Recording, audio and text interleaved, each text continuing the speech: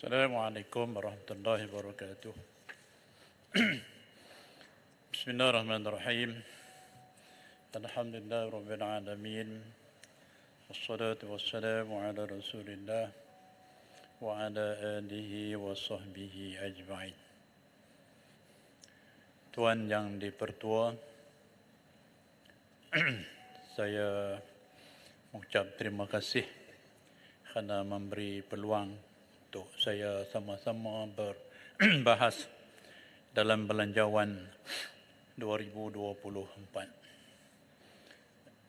Alhamdulillah, syukur pada Allah Subhanahu wa taala yang masih memanjangkan umur kita sampai ke saat ini dan kita dikurnia dengan limpahan rezeki yang begitu banyak yang kita rasa bahawa kita tidak mampu untuk membalas apa yang telah diberikan oleh Allah Subhanahu wa taala kecuali sekadar kemampuan kita. Isu keganasan Israel ini sudah berlanjutan lebih daripada 70 tahun. Perdamaian demi perdamaian dibuat, tetapi itulah yang berlaku sampai ke saat ini.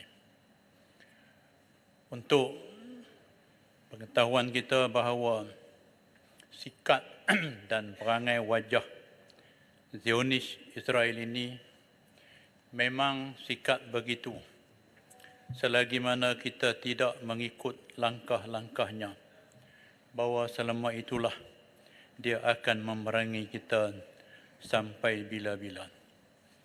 Jadi kita berdoa kepada Allah Subhanahu wa taala agar rakan-rakan kita yang ada di Palestin meneruskan semangat juang yang tinggi dan mereka akan mendapat syahid di sisi Allah Subhanahu wa taala.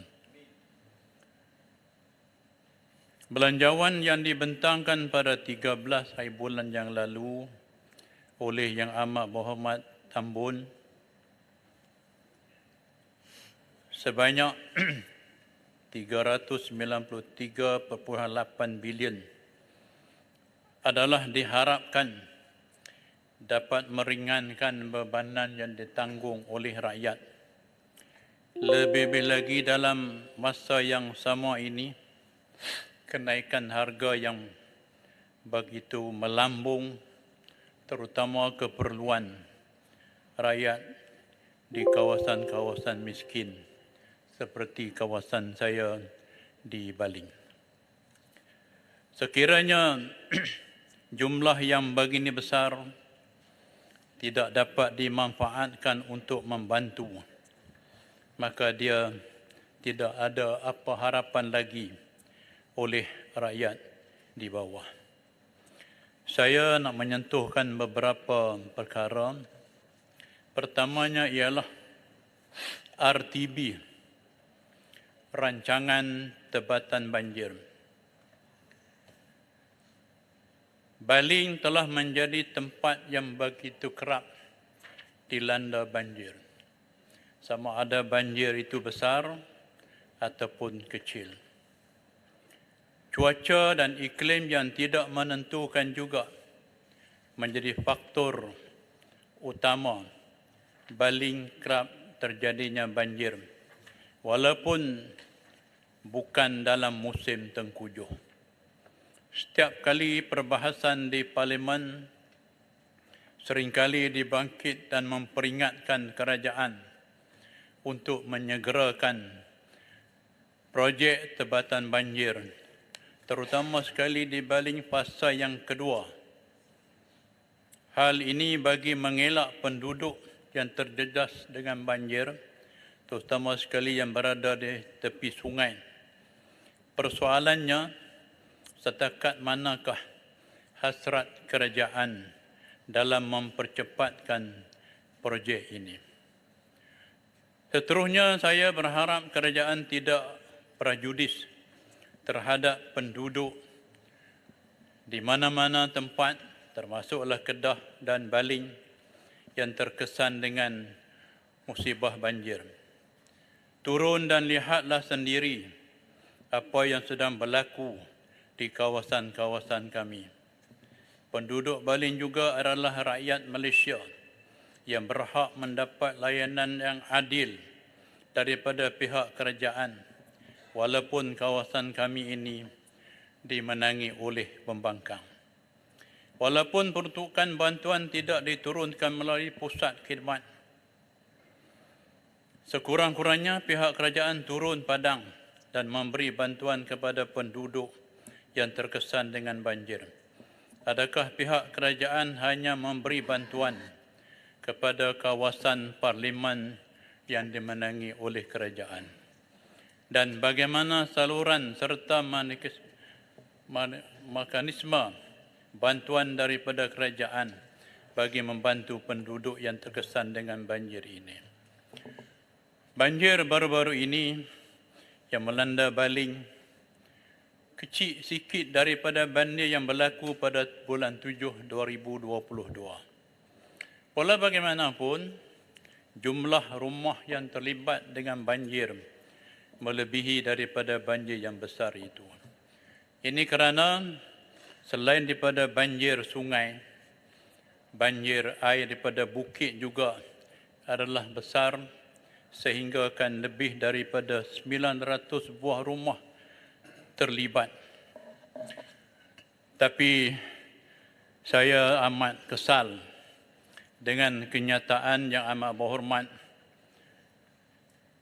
Timbalan Perdana Menteri apabila berlakunya banjir. Kenyataan yang dibuat bahawa banjir di Kedah dan di Baling serahlah kepada Menteri Besar Kedah untuk menguruskan. Suatu ucapan yang rasanya tidak bertanggungjawab kepada rakyat di bawah. Jadi kami terpaksa menghimpun duit daripada rakan-rakan untuk membeli barang-barang makanan dan juga keperluan sekadar kemampuan kami. Walaupun kami dinafikan untuk masuk ke sekolah-sekolah ketika ada program, tapi dalam banjir kami tidak memilih mana-mana parti atau bangsa. Contohnya, kita menghantar Jabatan Amal Malaysia untuk mencuci sekolah kebangsaan Kupang yang ditenggelami air yang banyak, di mana dimasuk tanah-tanah, tapi kita hantar Jabatan Amal kita membersih kerana kita fikir bahawa sekolah adalah untuk anak-anak kita dan masyarakat kita. Jadi saya harap masa-masa yang akan datang, apa yang disuarakan oleh kepimpinan kerajaan bahawa bersikap adillah kepada semua. Yang kedua, ingin saya sebutkan tentang pendidikan. Bagi belanjawan 2024, kerajaan telah memperuntukkan kepada Kementerian Pendidikan sebanyak 58.7 bilion ringgit berbanding dengan belanjawan 2023. Peningkatan sebanyak 3.5 bilion ringgit ini disediakan oleh kerajaan bagi kerja-kerja menaikkan taraf bangunan dan prasarana dhaif di 450 buah sekolah di seluruh negara. Dan Baling juga mengharapkan bahawa daripada jumlah itu termasuk sekolah-sekolah di Baling.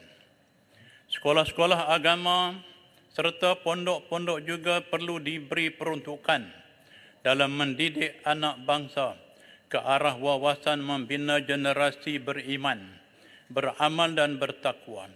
Golongan-golongan agamawan juga banyak berjasa kepada ummah.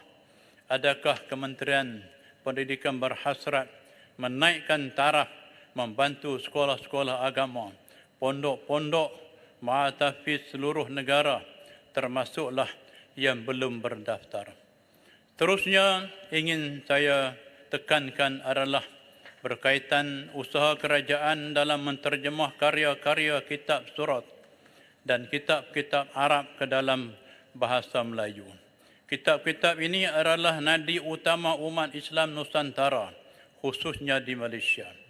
Berapakah peruntukan yang ditetapkan oleh kerajaan dalam usaha penterjemahan ini? Dan adakah kerajaan berhasrat menaikkan kembali nilai-nilai pendidikan Islam lama kepada generasi moden masa kini?